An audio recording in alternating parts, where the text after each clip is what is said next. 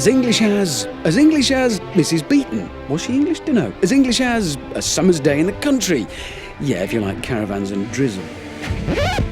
But it's not actually English anymore. Then again, we can't claim a world dominance of cricket anymore either. So let's ignore the nationalistic bit and simply say it has a fine pedigree.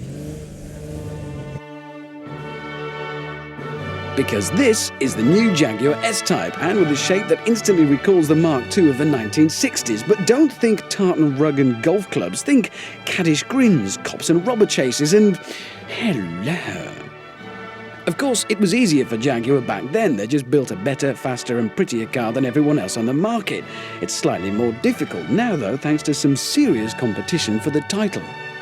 Back to the present, the new S-Type is pitched against this, the BMW 5 Series. No one at Jaguar tries to make any secret of it. We'd laugh at them if they did, because we all know that it's true. The BMW is the benchmark in the class. Sleek, smart, ruthlessly efficient, it never puts a foot wrong. When faced with such clinical and cold opposition, what can our tweedy friend do? Well, for a start, it ain't tweedy. Jaguar messed around with a lot of designs before they plumped for this one. And it's full of references to Jags of the past, particularly the old Mark IIs of the 60s.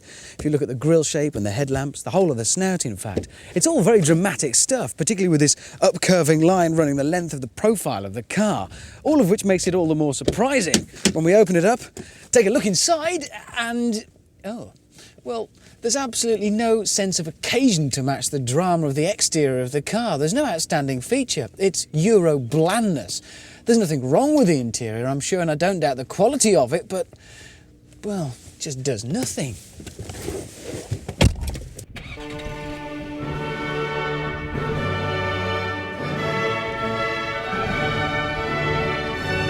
There's a choice of two engines available to us, a familiar 4-litre V8 lump already found in the XJ8 and XK8, and for the first time in a Jaguar, a V6.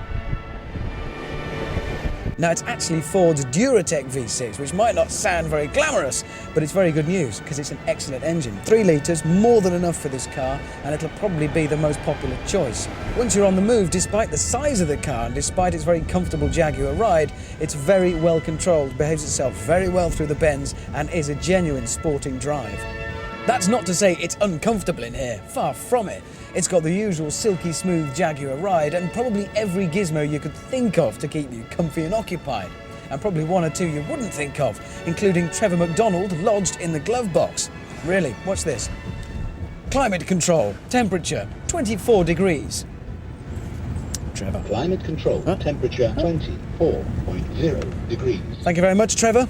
Actually, quite a lot of the stuff in here is voice activated, including the climate control, the CD player, even the telephone you can dial up with just your voice, which really, really impresses your friends.